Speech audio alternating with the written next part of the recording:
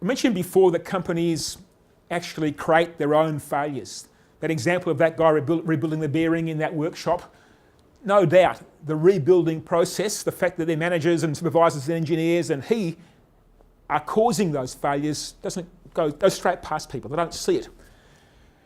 What I've done here is I've taken Edwards W. Deming's approach and begin measuring process outcomes. You look at Deming's book, Out of the Crisis, and he talks about every process leaves a footprint, leaves a message of the outcomes of that process. Now, whether you're a business process, a maintenance process, a manufacturing process, we can begin seeing if that process is a stable process in that business. What I've done here is, this is the breakdown hours of a company across 16 weeks. And I've just plotted those breakdown hours on this graph here, on this chart. And I've then gone and modelled it using the Deming approach of a 3 sigma tolerance across those results. And what Deming says, if you can model the outcomes and they are within a 3 sigma curve, then you have got a stable process. The business runs that way all the time, and it is making its own failure rates. And in this case, the worst hours are well within the 3 sigma boundary, and that tells me that this will always happen in this company forevermore, because this is the result of the way the company runs. So one of the things we want to do in Planet Equipment Wellness is go out and begin measuring companies' outputs, process outputs, whether it's a maintenance process, a production process, an engineering process, an operations process. If I can plot those outputs and it creates this stable range, then that is reflecting it's stable. It is something the business naturally produces. It is always there.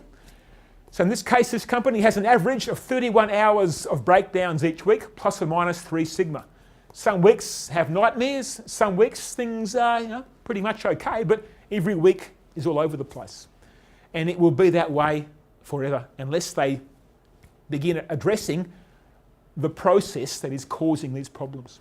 If they want to come down to only 10 hours a week on average, then they can't do it with this process. This process they're using, the choices they've made, the people they've got, the tools they use, the decisions they make as managers and supervisors, delivers this range of outcomes. If I want to have from 31 down to 10, I can't do it this way, because this way produces that. To get down to 10, I've got to change the ways that I run the business. So the ways I now run the business in future produce 10 as an average, plus or minus 3 sigma. And so I've got to change the company, because the company is making its machines fail because it's got a stable process of defect creation, of breakdown creation.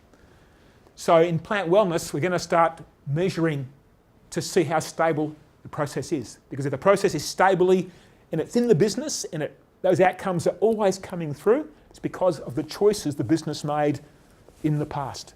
And those choices all come together, and they're coming together in a bad way that's costing us a lot of money and a lot of downtime. With that, I can go to a manager and say, look, here's the world you now live in. This world is costing you this much money, this much downtime, because 70 hours of production lost when it could have been uptime making product to sell. That's a lot of money you could have made had you not had that breakdown. So I can begin putting a cost to the particular way they run their plant. Would it be correct to say that some procedures like Six Sigma and reliability-centered maintenance and perhaps others are not compatible with PDW?